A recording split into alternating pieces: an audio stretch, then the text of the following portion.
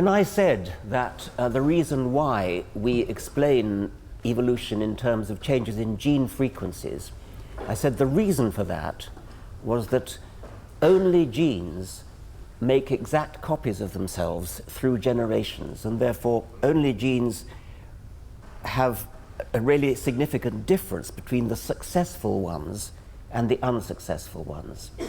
Now, in order to dramatize that point, in the last chapter of the first edition of The Selfish Gene, I wanted to make the point that actually anything which has that property that genes have of making exact copies of themselves, anything that has that property would do. And I pointed out that if on some other planet, if on Mars, there is life, then I put my shirt on the prediction that it will be found to be Darwinian life, and that there will be something equivalent to genes. There will be something equivalent to DNA, which is very, very exactly copied, not absolutely exactly, but usually exactly copied. There'll be something equivalent to DNA, and it may well not be DNA, it may be nothing like DNA. But of course, we haven't been to distant planets to find other forms of life. And so I instead said, maybe there's another kind of replicator on this planet that potentially could be doing the same job as DNA. And that's where the meme came from. The meme is the unit of cultural inheritance. It's anything that behaves like a gene in human culture. The equivalent of the act of reproduction at the genetic level would be the act of copying an idea from one brain to another. And I used examples like whistling a tune, and somebody else catches the tune, almost like catching a virus. And they whistle the tune, and they walk off into the street whistling the same tune, and somebody else catches it and whistles the same tune. And so potentially you could have the same tune spreading throughout the town.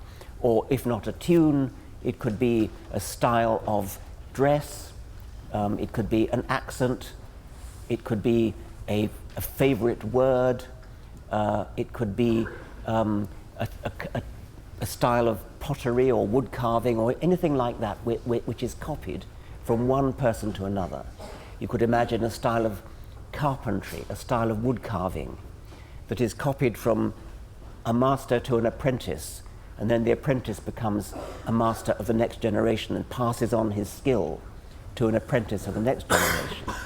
Anything like that, provided that something is accurately copied down generations, and where I use the word generation in a metaphorical way, you now understand. Generation could mean I whistle a tune and then you pick it up and whistle the same tune. That's one generation. So I'm using generation in that metaphorical sense. Wherever you have memes that are copied from one brain to another, you potentially have the possibility of a kind of natural selection. Now, it's a big step from that to say there actually is natural selection. Presumably, if we go with the analogy of the tunes, some tunes are more likely to be whistled and copied than others because they're just better tunes. They're more catchy. We actually use the word catchy. So there is a kind of natural selection that we all sort of know about. Various objections have been raised to the theory of memes, and by the way, I should add that I only ever proposed it in order to downplay the gene as the only unit of natural selection.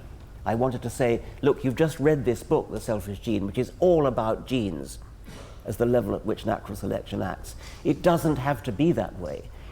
The level of natural selection is certainly not the individual organism, nor is it the group. But it could be some other kind of molecule on another planet, or it could be the meme on this planet. I wasn't intending it to be a contribution to the theory of human culture. Others have tried to make it so, which is fine. I'm delighted that they have. I mean, Dan Dennett and Susan Blackmore, for example. Objections have been raised to it, like the mutation rate's too high. The thing about genes is that they are exceedingly accurately copied. Memes are not. Let's imagine the game that Americans call telephone and we here call Chinese whispers, where you have a line of people and I whisper a rhyme into the ear of the first person, who whispers the rhyme into the ear of the next person, who whispers it into the next one, and so on. And the funny part of the game is that usually the rhyme becomes completely garbled by the time it reaches the other end. But if the rhyme was sufficiently short and easy to remember, if it were just something very short, like too many cooks spoil the broth, that would probably get to the end of 20 people without mutating. So we all know that it's perfectly possible for unmutated memes to survive. But we all know it because we all speak English. We all learn an English vocabulary and we can all repeat what other people have said in our native language. And it doesn't matter that some of us say it in an English accent and some in a Scottish accent and some in an American accent, some in a female voice, some in a male voice. These are all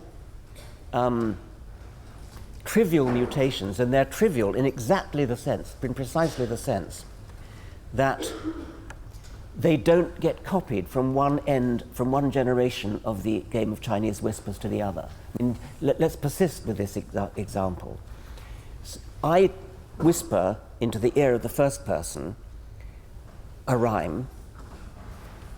This first person whispers the same rhyme into the ear of the next person, but she does it in a female voice. But it doesn't matter. The message survives. The next person does it in an Irish accent. It doesn't matter. The message survives. The exact words survive. And there's a perfectly good operational test of this. If you take 20 people and play Chinese whispers, and you then take a tape recording of each person's whispering, and you've got 20 tapes now, 20 tape recordings, and you then find an independent observer and you say, here are these 20 tape recordings, put them in order, just listen to them and see if you can work out which was the first generation, which the second generation, which the third, and so on. They won't be able to do it unless there's a definite mutation, a word changes, then they'll do it. But if it's just a change of accent, a change of pitch of voice, there will be nothing, there'll be no consistent change as you go down the generations. Generation 3 and generation 17 will be indistinguishable as far as the actual words are concerned. Now, that would probably be true if it's a very simple rhyme in a language that all the people in the line understand. But if they're English speakers and the rhyme is a rhyme in Bulgarian, then what will pass down the line will mutate very rapidly, because all that the people can possibly do is repeat it phonetically, and it'll come out completely garbled by the time it gets to the other end. That's a bad meme. But the mere fact that it's, I don't think anybody will dispute that it's obvious that provided that the rhyme is short and in a language that everybody in the line understands, in most cases, or in many cases at least, it's sufficient to say in many cases it will survive intact. And the important point is that you will not be able to tell the order in which those messages were enunciated.